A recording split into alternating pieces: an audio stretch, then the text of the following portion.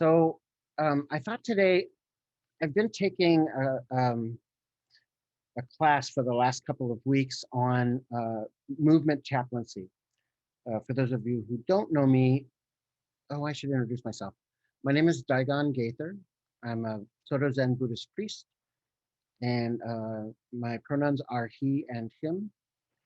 And I am sitting on Ramaytush, a lonely land, also known as San Francisco. And I part of my work, part of my livelihood is being a chaplain and providing chaplaincy. And I'm taking this class on movement chaplaincy, which takes the skills of chaplaincy and brings it into contact with and in service to leaders, elders, and organizers within social justice movements. And lately we've been talking about healing. And so I thought I would talk a little bit today about my view of healing and what I think of as, what the Buddhist ideas about healing are, and particularly to steal the title of my graduate degree thesis, healing inside of oppression. Because the truth is if we waited until the oppression ended, we'd never find healing. And so there has to be a way for us to connect to our healing now. And part of that has to do with, can we start to see healing not as an event, but as a practice? Dr. Paula Arai, in her book on called Bringing Zen Home, talks about it this way. Healing here is not a result of action. It is rather a way of crafting, seeing, thinking, and holding your heart. It is an art to seek out ways to heal and not suffer. More specifically, it is an art of choosing to be grateful in the face of fear-driven and torment-ridden possibilities. This way of living and interpreting the world, self, events, and others requires practice and discipline. It is more an orientation to living than a clearly delineated and consciously followed course. And I really hold on to that as just in my own life, but then also to see it happen in my work, to see it come to fruition in the ways that I understand healing, but also the ways that I understand the world and the ways that I understand things like interdependence and ultimate and relative realities, and so much of Buddhist, for lack of a better word, doctrine that that sort of sustains us in this process.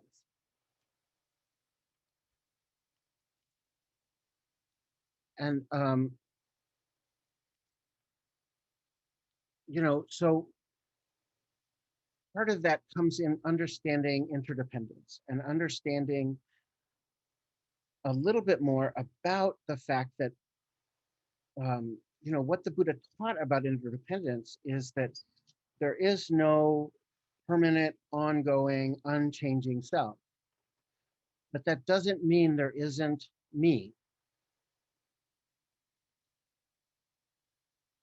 It just means that I am not unchanging, I am not permanent, and I'm not independent. That another great way of thinking about it, in the Loka Sutta, the Buddha says, this is because that is. This is not because that is not. This ceases to be because that ceases to be. This and that is referring to all things. The Buddha also taught that emptiness, becomes the marker by which we can understand an interdependence, that we're empty of inherent existence, that we're empty of an independence that is free from responsibility to, but also connection with all the rest of existence. And what's really interesting, and I don't think it's talked a lot about in the United States, is that interdependence isn't just about we arise together, you know, as that we're intimately connected and we arise in each moment together, but also that we arise because of each other. That I arose in this moment because you arose in this moment, and you arose in this moment because I arose in this moment. And so what that gives us is then sort of this dichotomy that we talk about in terms of the two truths. There's the ultimate reality that is, you know, we're all one being, we're all one thing that just is sort of hurling through time and space and through samsara. But then there's also the conventional reality that we're individuals. We each have marks of existence that are individual. I live in a cisgendered, white male, disabled body.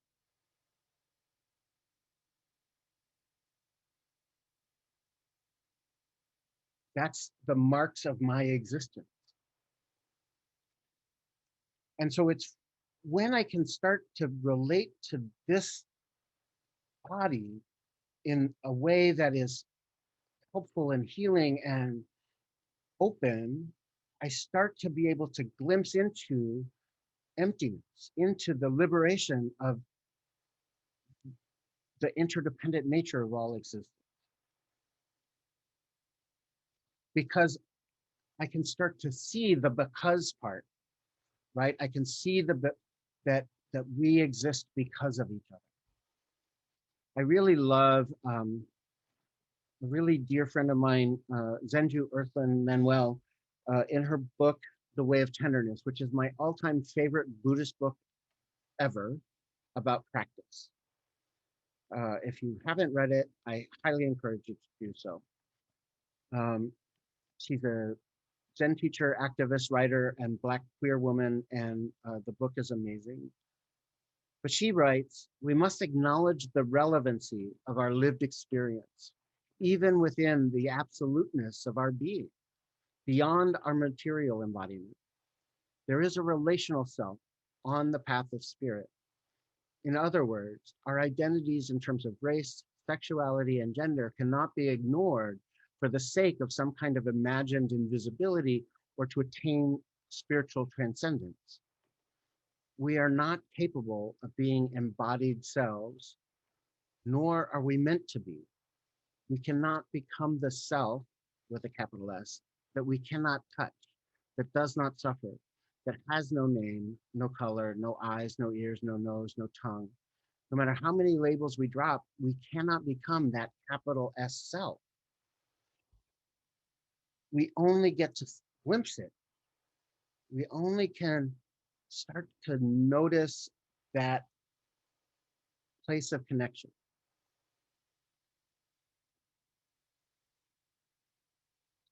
And so we always start with just this one,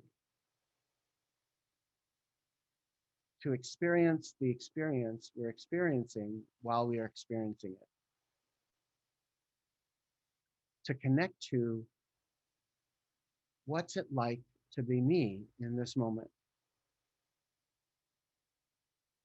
And if I can peel away all of the judgments and opinions and ideas about that, I can start to see some of that peace and ease and settledness that helps me find moments of liberation.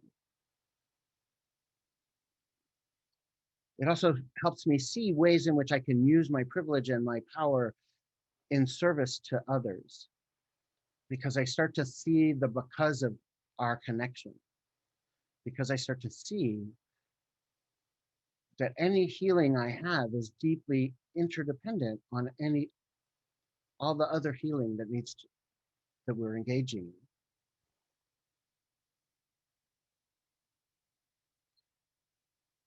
So in essence, healing is a spiritual practice that's individual and communal,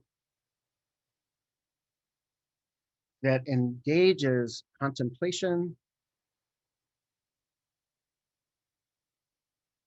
but also collectiveness.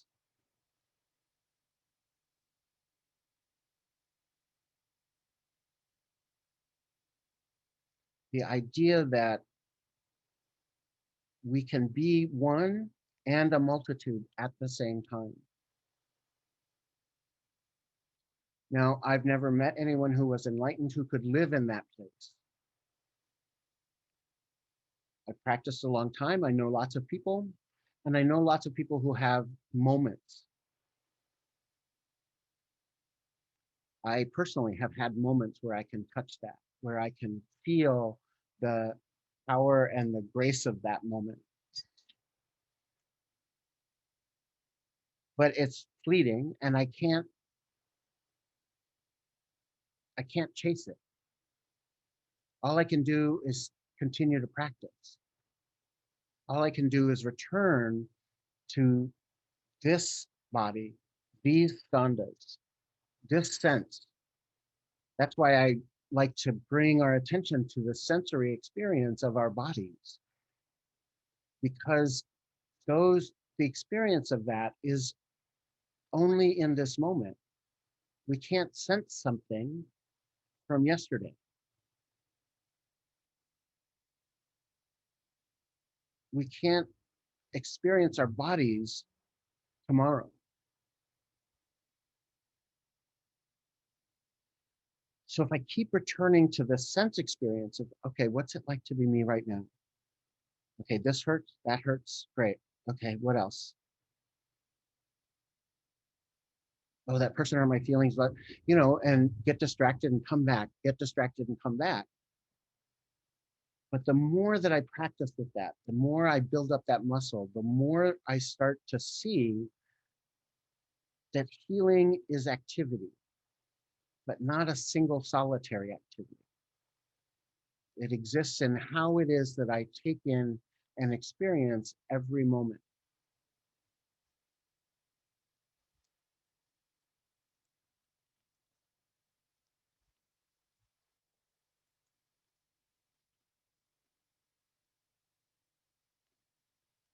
So I want to read a poem. Um, and it's a poem by uh, William Stafford, and it's called Cutting Loose. And I'll end on this and invite you into conversation together. Sometimes from sorrow, for no reason, you sing. For no reason, you accept the way of being lost, cutting loose from all else and electing a world where you go where you want to. Arbitrary, sound comes, a reminder that a steady center is holding all else. If you listen, that sound will tell you where it is, and you can slide your way past trouble. Certain twisted monsters always bar the path, but that's when you get going best. Glad to be lost, learning how real it is here on earth again and again.